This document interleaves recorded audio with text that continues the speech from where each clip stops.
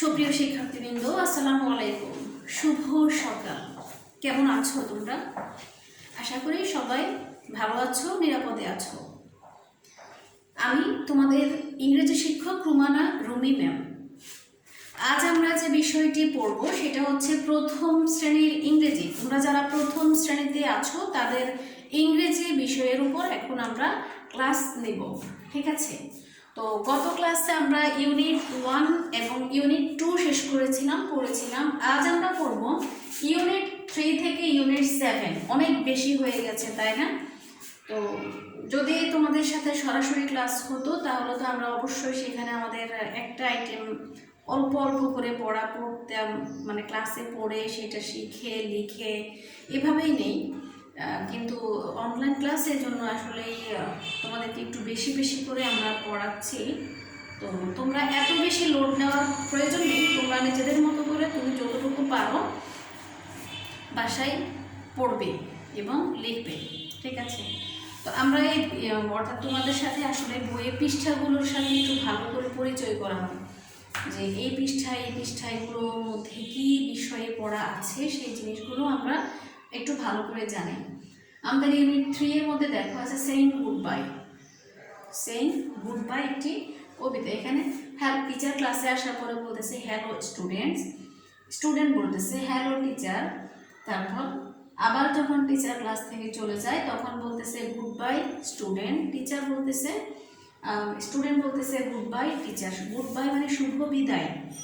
তারপরে হচ্ছে ঠিক এই কবিতাটার উপর, মানে এই লেখাগুলোর উপরে প্রথম দিনের যে ক্লাস সেটার উপরে ছোট্ট একটি কবিতা 4 লাইনের, এটা তোমরা একটু পড়ে নেবে।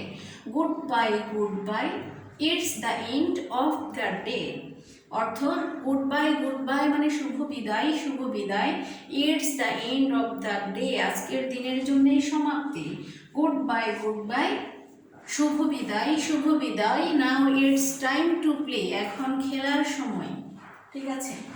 এই হচ্ছে আমাদের একটি ছোট্ট 4 লাইনের কবিতা। খুব সুন্দর একটি কবিতা, তোমরা বাসায় পড়বে। তো শিক্ষার্থী বন্ধুরা, এরপরে আসো অ্যালফাবেট লুক লিসেন অ্যান্ড সে, দেখো শোনো এবং বলো। ড্রেস ইন দ্য এয়ার অর্থ শূন্য, মানে শূন্যে হাত ঘুরিয়ে লিখো। সে অ্যান্ড রিড, বলো এবং পড়ো। ড্রেস অ্যান্ড রাইট, দাগ দাও এবং লিখো।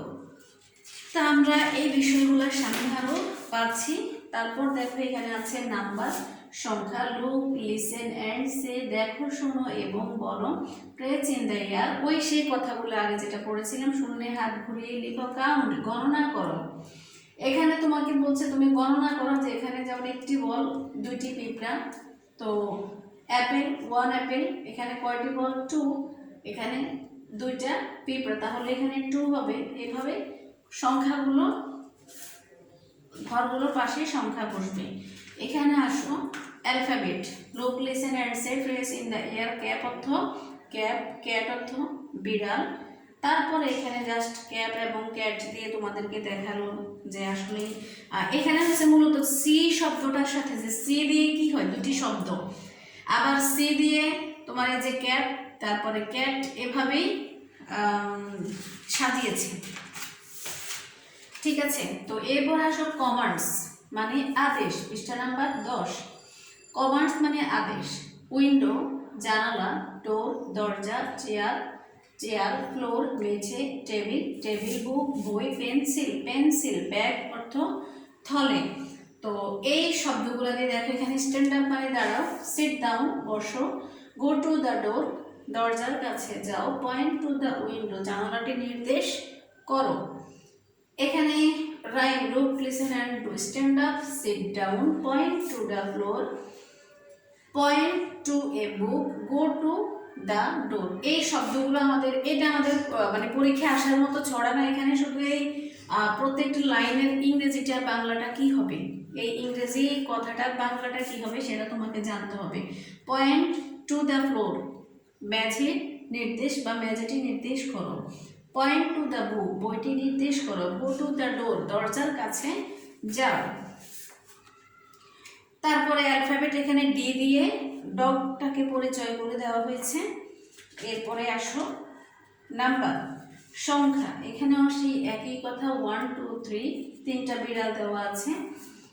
এখানে কিছু সংখ্যা কয়টি ক্যাপ, কয়টি পিঁপড়া, কয়টি বিড়াল, এভাবে কয়টি বল, এভাবে পাশে আমরা সংখ্যাগুলো লিখব। এখানে আছে ই দিয়ে, অ্যালফাবেটের মধ্যে এখন আমরা শিখব ই দিয়ে কি হয়। এলিফ্যান্ট, এলিফ্যান্ট অর্থ হাতি। ই ফর এগ, এগ অর্থ ডিম। এখন যদি তোমাকে বলা হয় যে ই দিয়ে দুটি শব্দ লেখো, পারবা?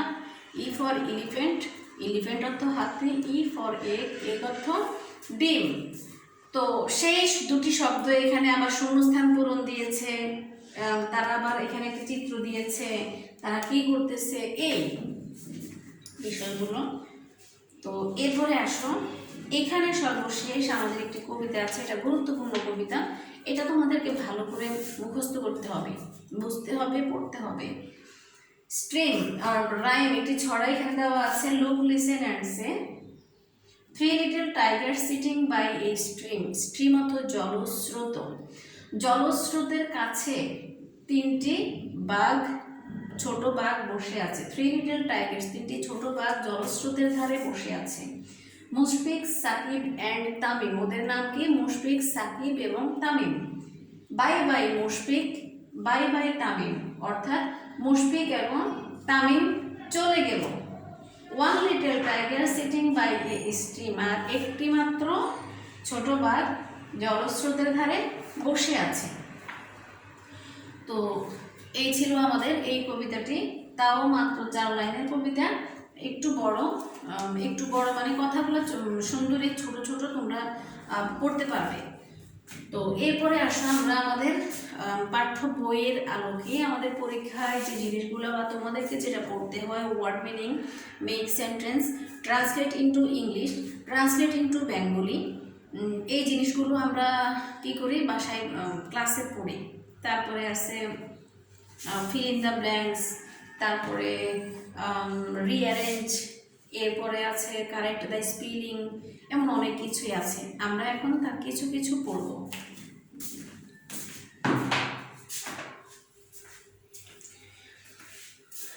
তো বন্ধুরা আসো, আমরা এখন ইউনিট 3 থেকে ইউনিট 7 এর মধ্যে এতক্ষণ পাঠ্য বইয়ের মধ্যে তোমাদেরকে যে পৃষ্ঠাগুলোর সাথে পরিচয় করালাম, পড়লাম, বুঝালাম, সেই আলোকে এখন আমরা এখানে কিছু ওয়ার্ড মিনিং পড়ব। ওয়ার্ড মিনিং মানে শব্দার্থ।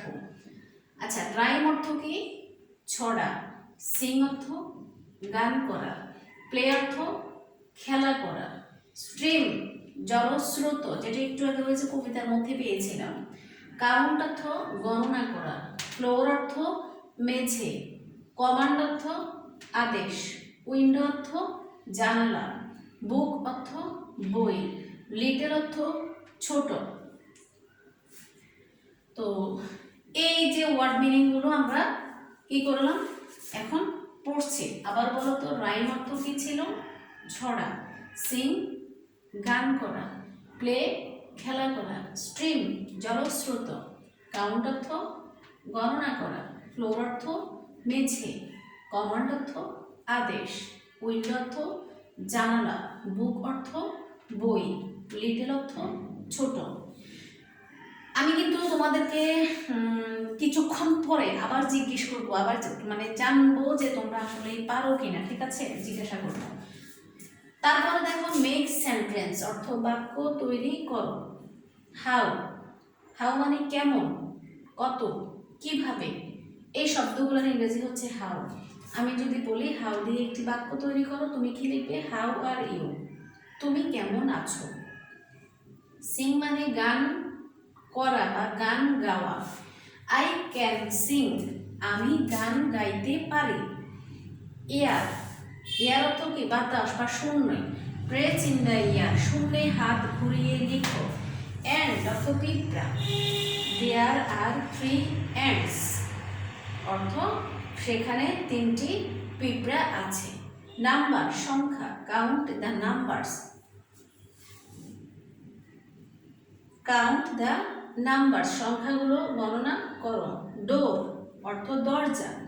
গো টু দি ডোর, দরজাটির কাছে যাও বা দরজার কাছে যাও। Point to the window, point দিয়ে পয়েন্ট টু দি উইন্ডো।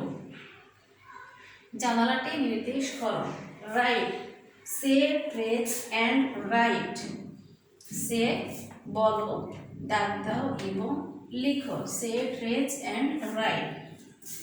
ঠিক আছে, তো আমরা মেক সেন্টেন্সের মধ্যে তাহলে কি বললাম আবার বলো তো। হাউ দিয়ে, how are you, sing, I can sing, yard, trace in the yard, and there are 3 ants, number, count the numbers, door, go to the door, point, point to the window, write, say, trace and write. বোঝা গেল?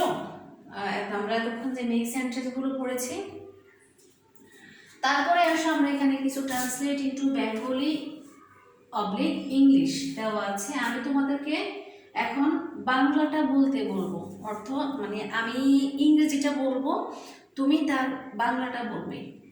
আবার আমি যদি বাংলাটা বলি, তুমি ইংরেজিটা বলবে। যেমন ট্রেস ইন দ্য ইয়ার, এটার বাংলা হবে শূন্যে হাত ঘুরিয়ে লিখো।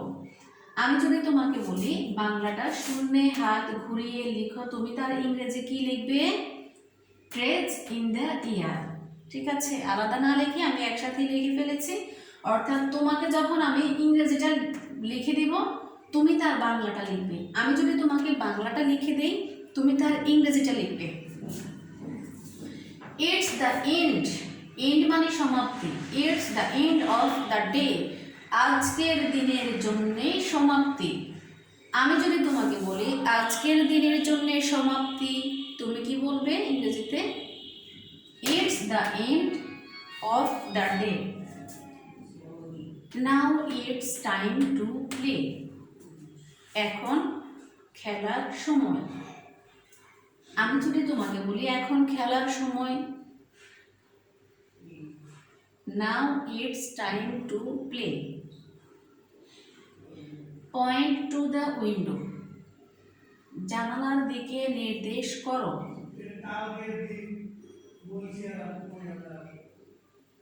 তাহলে তুমি কি বলবে? পয়েন্ট টু দি উইন্ডো, জানালার দিকে নির্দেশ করো। আমি যদি বলি জানালার দিকে নির্দেশ করো, তুমি কি বলবে? Point to the window.